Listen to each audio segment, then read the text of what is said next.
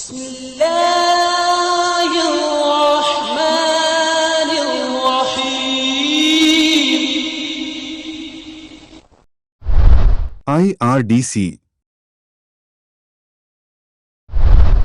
Islamic research and दावा centre trust Mirzapur UP. खुतबा ए जुमा। उन्वान सुतरा के बगैर नमाज नहीं। आइए सुनते हैं शेख खुर्शीद मोहम्मदी से मोहम्मदी मस्जिद अहले हदीस। अस्सलामु अलैकुम वरहमतुल्लाहि वबरकातुहू। इन्नल हम्दुलिल्लाहि नहमदुहु व नस्तईनुहु व नस्तगफिरुहु व नऊज़ु बिल्लाहि मिन शुरूरि अनफुसिना व मिन सय्यिआति अमालिना मन यहदिहिल्लाहु फला मुदिल्ल लहु व मन युद्लिल फला हादिय लहु व अशहदु अल्ला इलाहा इल्लल्लाहु वहदहु ला शरीक लहु व अशहदु अन्न मुहम्मदन अब्दुहु व रसूलुहु। अम्मा बाद फ़इन्न खैरल हदीस किताबुल्लाह व खैरल हदी हदी मुहम्मदिन सल्लल्लाहु अलैहि वसल्लम व शर्रल उमूर मुहदसातुहा व कुल्ल मुहदसतिन बिदअह व कुल्ल बिदअतिन ज़लालह व कुल्ल ज़लालतिन फिन्नार। अऊज़ु बिल्लाहि समील अलीम मिनश शैतानिर रजीम। बिस्मिल्लाहिर रहमानिर रहीम। लक़द कान लकुम फ़ी रसूलिल्लाहि उस्वतुन हसनह। सूरह अहज़ाब आयत नंबर 21।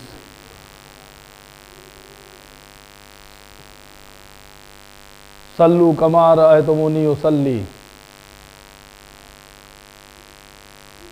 हदीस मुत्तफ़क़ अलैह।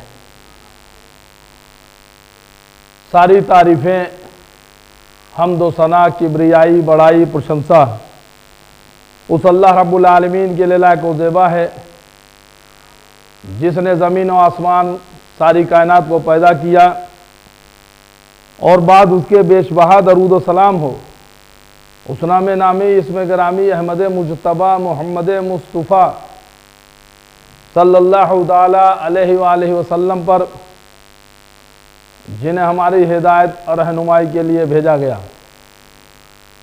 मुअज़्ज़ज़ हाज़रीन जुमा और जहाँ तक मेरी आवाज़ पहुँच रही हो, सुनने वाली सभी काबिल एहतराम दीनी माँ और बहनों, अल्लाह रब्बुल आलमीन की तौफीक से एक बार फिर जुमा की इन बेहतरीन घड़ियों में मुझे और आपको रब की बारगाह में आने का और नमाज जुमा अदा करने की और खुतबा मसनूना के ताल्लुक़ से रब का कुरान नबी का फरमान मुझे कहने की, आप लोगों को सुनने की अल्लाह तबारक व तआला ने जो तौफीक दी, उसके लिए सबसे पहले तो मैं अल्लाह रब्बुल आलमीन का शुक्र अदा करता हूँ और कुछ भी कहने सुनने से पहले ये दुआ करता हूँ कि अल्लाह तू मुझे हक़ कहने की और आप सबों को हक़ सुनने की और हम सबों को कहने सुनने से ज़्यादा अमल करने की तौफीक अता फरमा। आमीन या रब्बल आलमीन।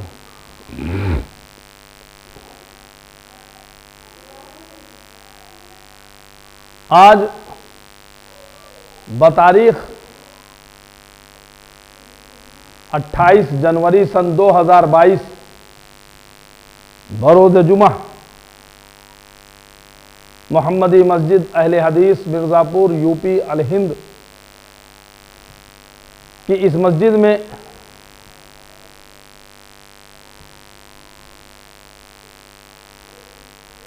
खुतबा जुमा के ताल्लुक़ से जिस उन्वान पर, जिस टॉपिक पर मैं आपसे गुफ्तगू करना चाहता हूँ, वो उन्वान है सुतरा के बगैर नमाज न पढ़ो। सुतरा के बगैर नमाज न पढ़ो।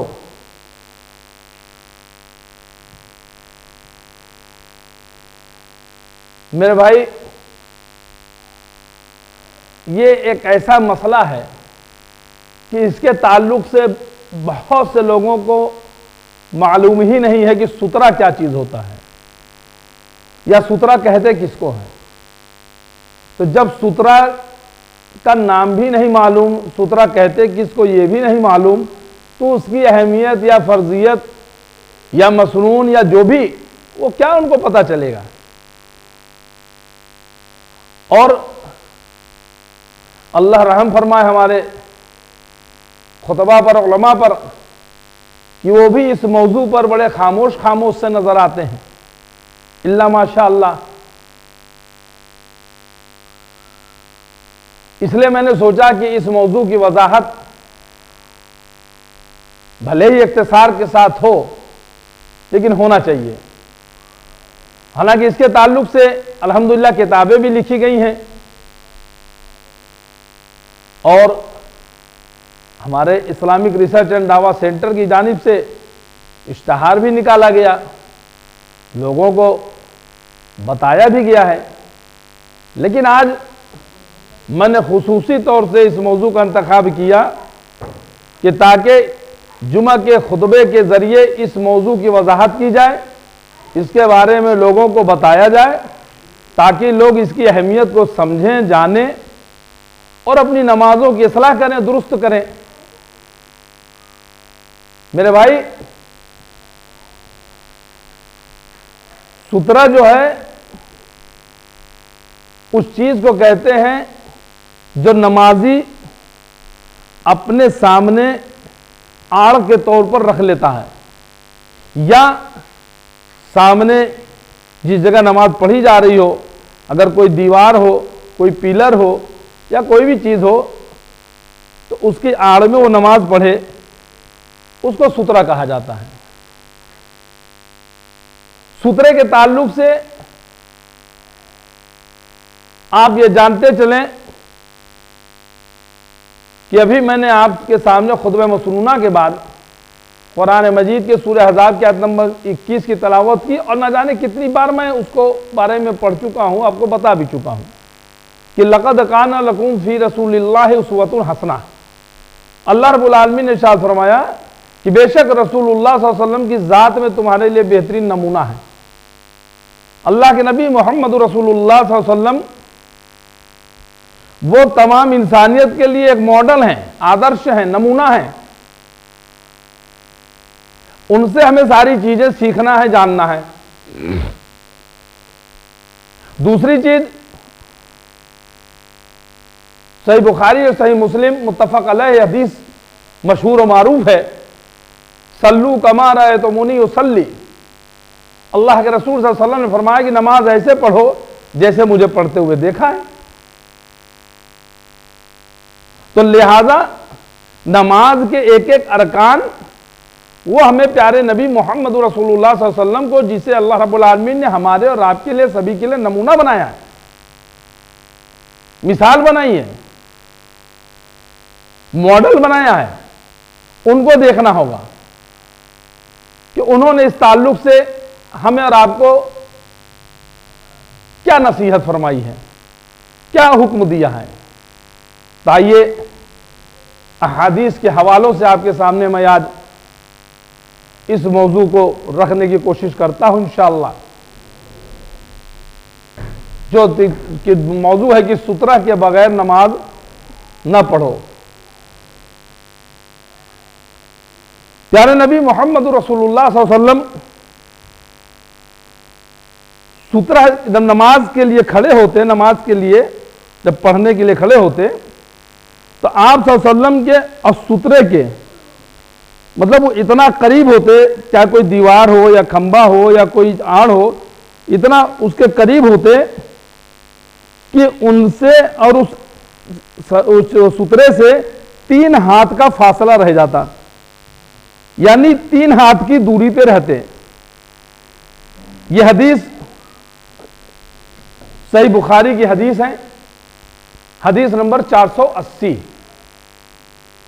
सही बुखारी की हदीस नंबर 480 में प्यारे नबी मोहम्मद रसूलुल्लाह सल्लल्लाहु अलैहि वसल्लम से ये वारिद है कि आप जो सुतरा के इस तरह से करीब खड़े होते थे, आप सल्लल्लाहु अलैहि वसल्लम के बारे में मौजूद है कि आपके और सुतरा के दरमियान में 3 हाथ का फासला रह जाता है।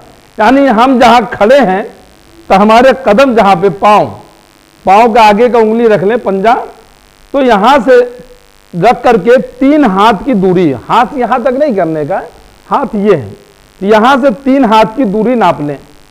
इतनी दूरी पे हमारा वो आड़ होना चाहिए, जिसे सुतरा कहा जाए। अगर आप दीवार के करीब खड़े हैं तो आपके पांव से दीवार की दूरी 3 हाथ होनी चाहिए।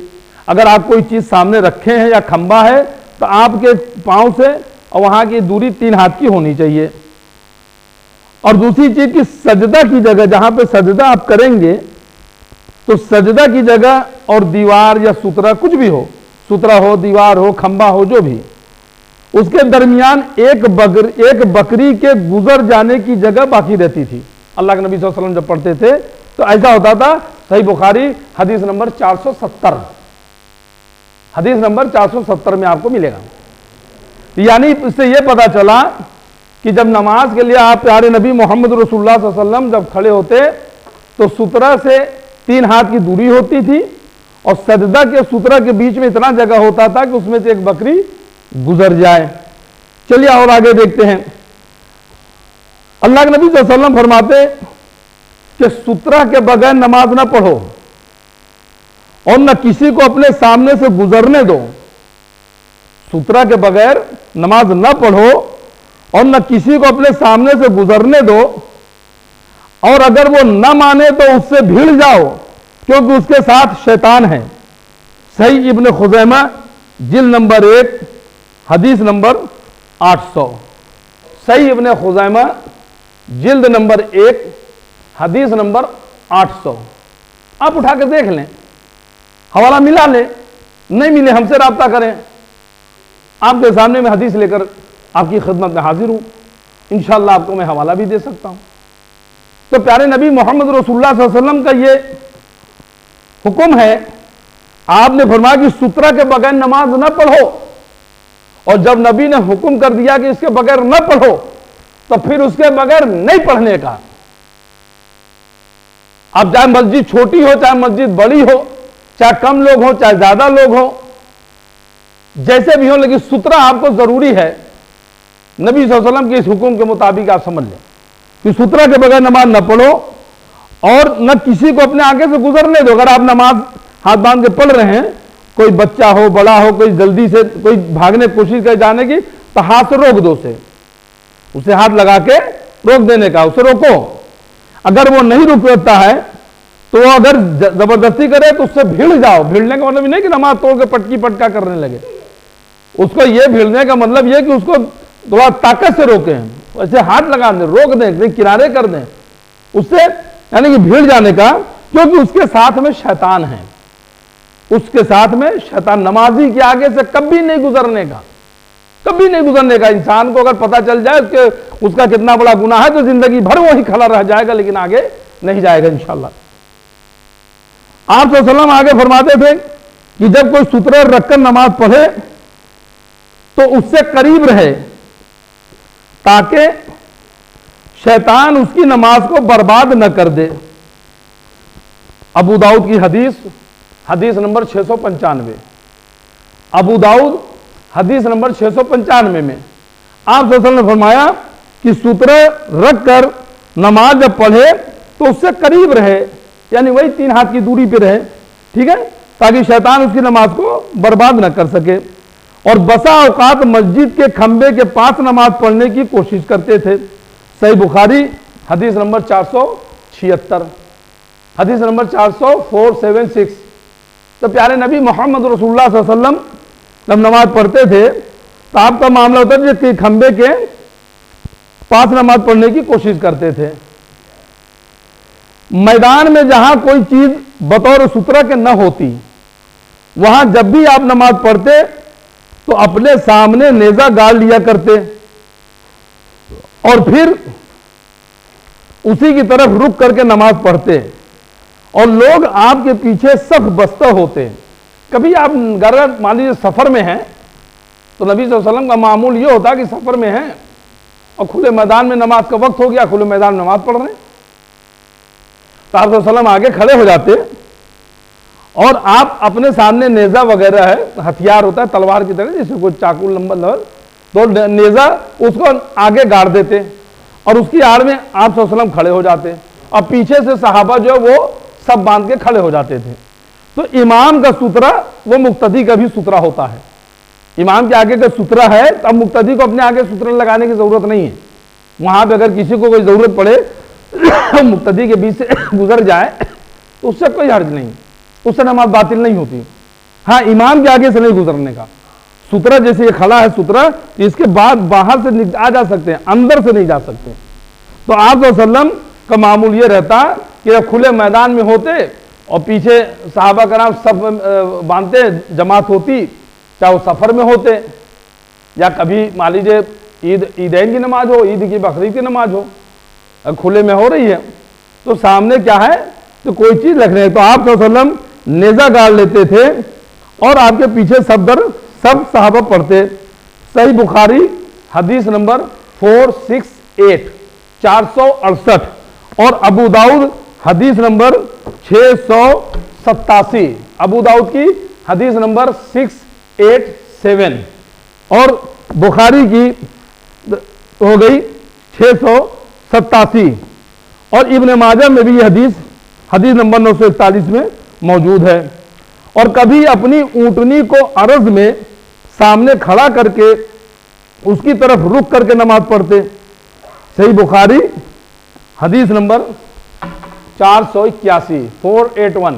कभी ऐसा भी होता ऊंट को जो है वो अपने सामने, जहां अल्लाह के नबी सल्लल्लाहु अलैहि वसल्लम नमाज में जहां पढ़ते तो वहां पे सामने ऊंट को खड़ा कर देते, तो ऊंट सुतरा हो जाता था और उसके पीछे आप सल्लल्लाहु अलैहि वसल्लम नमाज पढ़ लेते थे।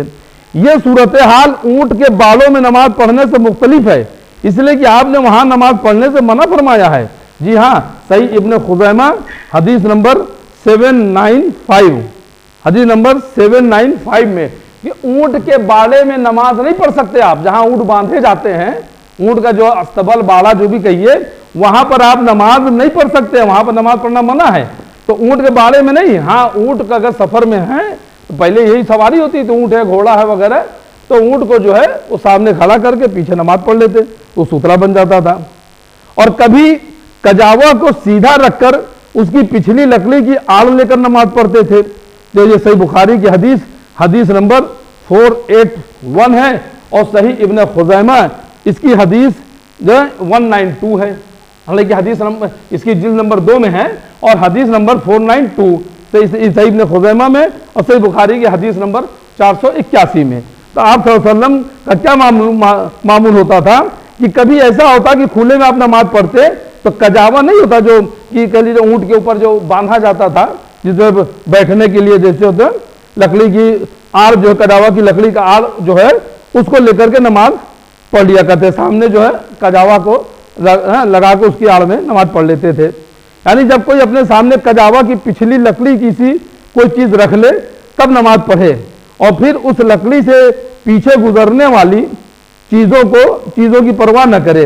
ये हदीस जो है कि जो आपके जो है कजावा वाली जो है उसका ये है कि अगर कोई चीज अपने सामने रख ले, कजावा की लकड़ी के पिछली जो है पिछली लकड़ी किसी कोई चीज अगर वो कजावा नहीं है, उसके माने कोई भी चीज हो, कोई लकड़ी हो, छड़ी हो, नेजा हो, कोई भी चीज हो, तो वो अगर रख ले, नमाज पढ़ ले तो और फिर उसके पीछे से गुजरने कोई भी चीज गुजरे, मान लीजिए हम नमाजें पढ़ रहे हैं, सामने हमने ये छड़ी गाड़ दी, अब इसके बाद से कोई भी गुजर रहा हो तो उससे कोई दिक्कत नहीं, हम खुले में हो, अकेले हों, जमात से पढ़ रहे हो, इमाम के आगे गाड़ दें तो वो सुतरा काफ़ी है। और उसके आगे से कोई गुजरे छड़ी के सुतरे के बाद से तो उससे कोई हर्ज नहीं है।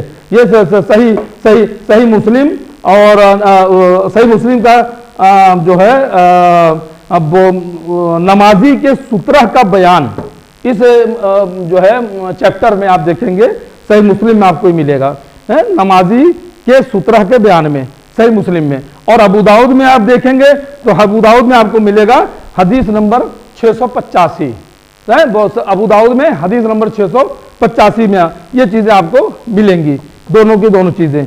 अब आइए आगे बढ़ते हैं। एक मर्तबा एक दरख्त की आड़ लेकर आप सल्लल्लाहु अलैहि वसल्लम ने नमाज पढ़ी। ये नसई और अहमद की हदीस है। एक दरख्त का आड़ लेकर के आपने पढ़ी। और कभी आप चारपाई की तरफ नमाज पढ़ते जबकि आयशा रजी अल्लाह अन्हा उस पर अपनी झालरदार चादर के नीचे लेटी रहती थी।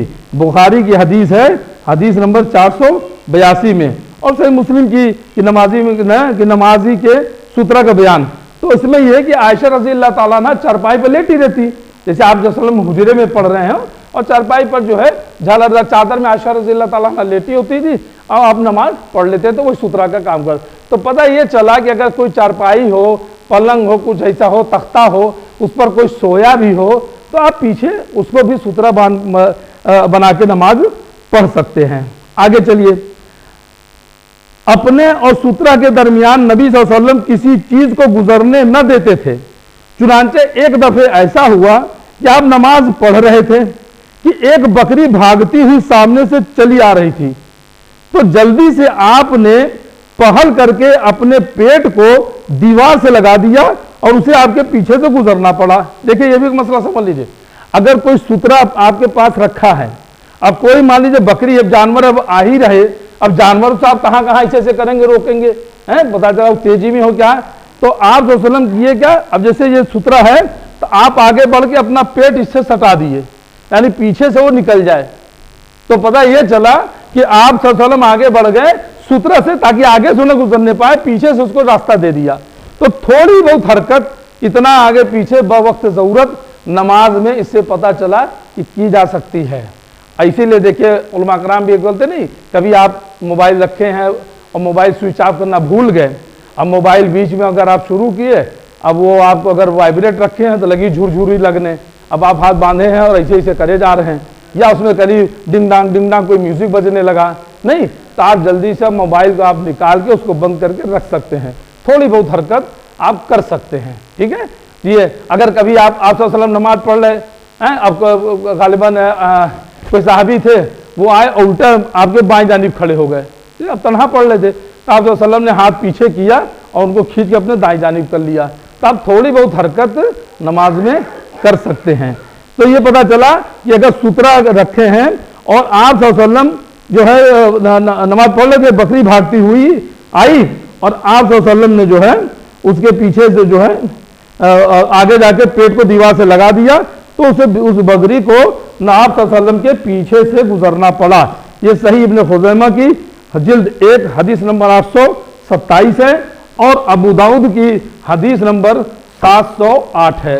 ये अबू दाऊद है, अबू दाऊद की हदीस नंबर 708 है। ये दोनों हदीस में आपको ये हवाला मिल जाएगा। आगे चलते हैं। आपने एक बार फर्ज नमाज पढ़ते हुए मुट्ठी बांध ली, बस जब नमाज से फारिग हुए तो लोगों ने कहा, ए अल्लाह के रसूल सल्लल्लाहु अलैहि वसल्लम, क्या नमाज में कोई नई बात हो गई है? आपने फरमाया, कोई नई बात तो नहीं हुई, हाँ अलबत्ता शैतान ने मेरे सामने से गुजरना चाहा, मैंने उसका गला घोंट दिया, यहां तक कि मैंने अपने हाथ में उसकी जबान की ठंडक महसूस की।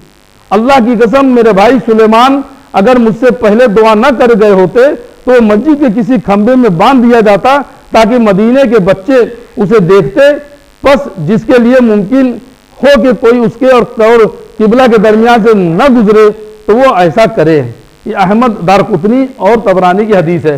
यानी बता रहे आप सल्लल्लाहु अलैहि वसल्लम कि एक बार नमाज पढ़ रहे थे तो शैतान बीच में आया, तो आप सल्लल्लाहु अलैहि वसल्लम ने उसको पकड़ लिया, तो उसकी जबान जो है पकड़ा तो जबान उसकी निकल आएगी, तो वो जबान से जो है आप वसल्लम के हाथ में लगी, तो उसकी नरमी जो है, ठंडक जो है, आप वसल्लम कहें कि चूंकि सुलेमान अलैहिस्सलाम ने दुआ की थी इसलिए मुझे दुआ याद आ गई, इसलिए मैं छोड़ दिया, नहीं इसको पकड़ के मदीने की गलियों में कहीं बांधते हो और बच्चे जो है वो इसको देखते जो है, वो शैतान से जो है कि क्या नाम से बांध दिया जाता कि मदीने के बच्चे उसे देखते हैं।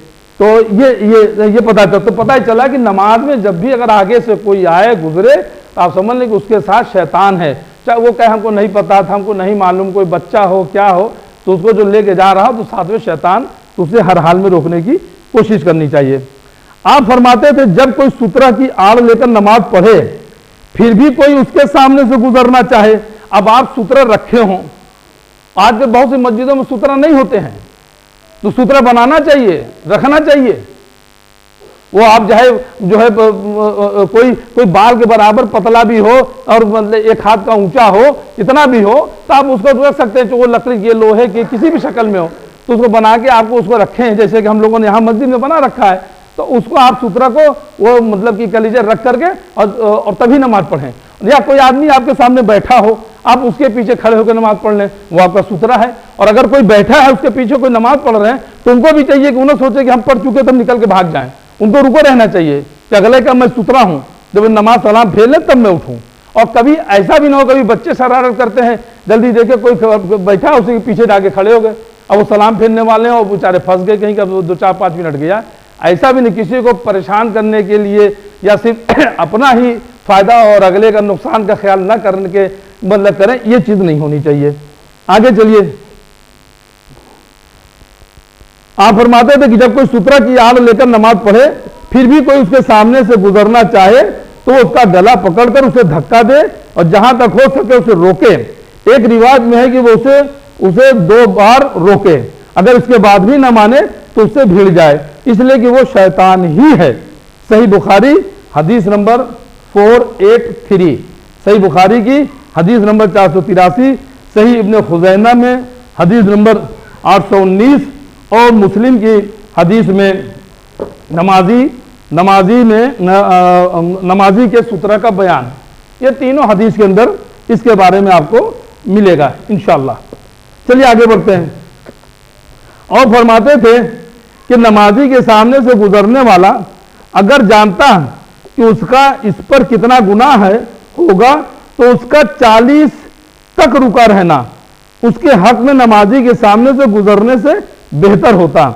ये अबू दाऊद की हदीस नंबर 701 है और सही मुस्लिम की हदीस में नमाजी के सूत्रा का बयान, ये दोनों हदीस है, अबू दाऊद में भी और सही मुस्लिम में, दोनों में ये हदीस मौजूद है।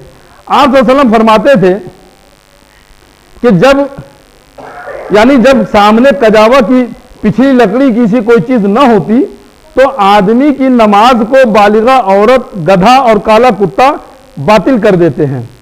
अबू ज़र गिफ़ारी रज़ियल्लाहु अन्हु का बयान है कि मैंने कहा कि अल्लाह के रसूल सल्लल्लाहु अलैहि वसल्लम काले और सुर्ख कुत्ते में क्या फ़र्क है? तो आप सल्लल्लाहु अलैहि वसल्लम ने जवाब दिया कि काला कुत्ता शैतान होता है। ये सही मुस्लिम की हदीस है और अबू दाऊद में भी है, इब्ने खुज़ैमा में भी है।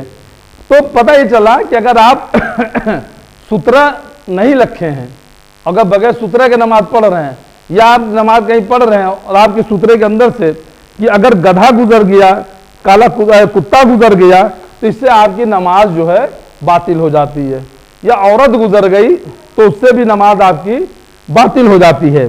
हालांकि इसमें हाइज का लफ्ज आया है अरबी में, तो हाइज के बारे में तो अल्लामा अलवानी रहमतुल्लाह अलैह की इस किताब में मौजूद है, जो तो बताया कि हाइज से मुराद बालिगा औरत है, यानी छोटी बच्ची के लिए नहीं, कि अगर बालिग औरत है तो उसके ताल्लुक से चीजें हैं।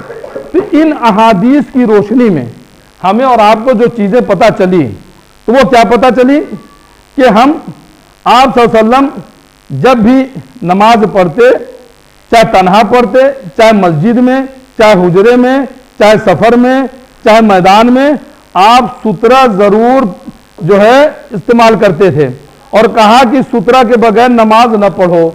तो आप ये समझ लें कि जब भी कहीं भी नबी सल्लल्लाहु अलैहि वसल्लम ने नमाज पढ़ी है, बहुत अच्छी तरह से ध्यान से इसको समझ लें, आप सल्लल्लाहु अलैहि वसल्लम ने बगैर सूत्रा के नमाज नहीं पढ़ी है। इसलिए ये न देखें कि बहुत से लोग ऐसे पढ़ रहे हैं, वो अक्सरियत ये किसी चीज की दलील नहीं हो जाती है। अक्सरियत तो आज बेनमाजी है, अक्सरियत तो आज दाढ़ी मूंढने वाले हैं, अक्सरियत तो दीन से बहुत दूर है, जिसका मतलब थोड़ी कि वो सब हक पर हैं। अक्सरियत कोई दलील नहीं है, बात वो होगी जो कुरान से हो, जो हदीस से हो और सही हदीस से हो, बस वही चीज दलील होगी। और नबी सल्लल्लाहु अलैहि वसल्लम सूत्रा से इस तरह करीब होते कि उनके और सूत्रा के बीच में 3 हाथ का फासला होता और सजदा और सूत्रे के बीच में इतना जगह होता कि एक बकरी जो है उसमें से गुजर जाए। तो ये भी चीज ख्याल रखने का।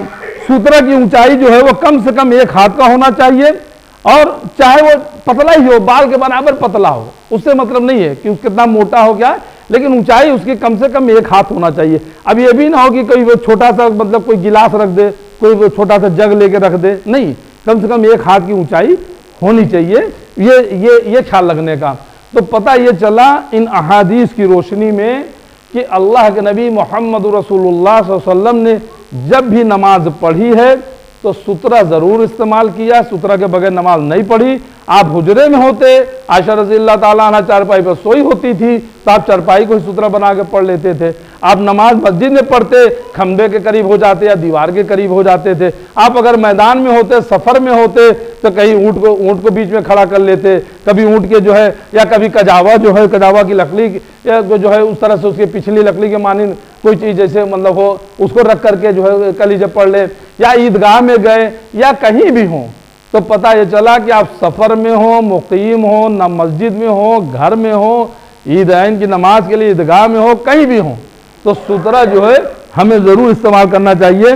और इसके ताल्लुक से अगर आप देखेंगे अल्लामा अलबानी रहमतुल्लाह अलैह की जो ये सिफ़त सलातुन नबी किताब, इसमें अल्लामा अलबानी वगैरह रहमतुल्लाह ने जो इसको फ़र्जियत तक के दर्जे में कहा है, लेकिन इसमें उलमा का इख्तलाफ है। तो अगर फ़र्ज भी नहीं तो कम कम तो सुन्नत मुअक्कदात आप कह सकते हैं कि सुन्नत है, नबी सल्लल्लाहु अलैहि वसल्लम ने इसको छोड़ी नहीं है।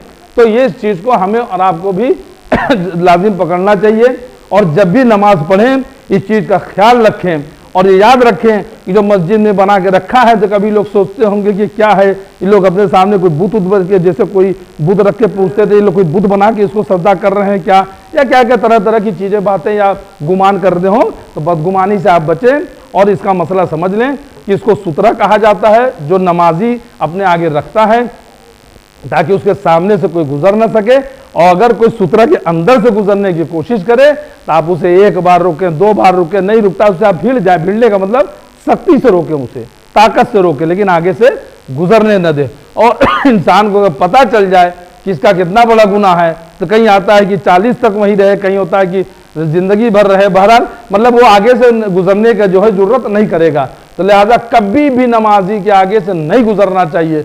कभी बच्चे या कोई अगर गुजरने भी लगे तो हमें, अगर हम देख रहे हैं तो हमें उनको रोक देना चाहिए। अगर कभी हम बैठे हो, हमारे पीछे कोई नमाज पढ़ने लगा हो, हम उसका सुतरा बने हैं तो हमें वेट करना चाहिए कि वो सलाम फेर लें तब हम उठें। अगर हम नमाज पढ़ रहे हैं, कोई सामने बैठा हो तो उसका भी ख्याल रखें, ऐसा ना हो कि कहीं वो जल्दी में हम उसको सुतरा बना रहे हैं तो उसमें जो है वो हमारे पीछे वो बंध जाए, इसको भी नमाजी को ख्याल करना चाहिए। अल्लाह रब्बुल आलमीन से दुआ है कि अल्लाह जो कुछ मैंने कहा उसमें जो हक़ है वो तेरी जानिब से है, कहने सुनने में कोई भूल चूक, कोई नगजिश हुई हो तो मेरे नफ्स की तरफ से रही, शैतान की तरफ से, उसके लिए तू मुझको माफ़ करवा रहा है। और हम लोगों को, तमाम लोगों के अल्लाह रब्बुल आलमीन इस सुन्नत, इस नबी सल्लल्लाहु अलैहि वसल्लम की इस सारी सुन्नत पर जो सुतरा के ताल्लुक से बयान की गई है, इस पर हम सबको अमल करने की तौफीक अता फरमा।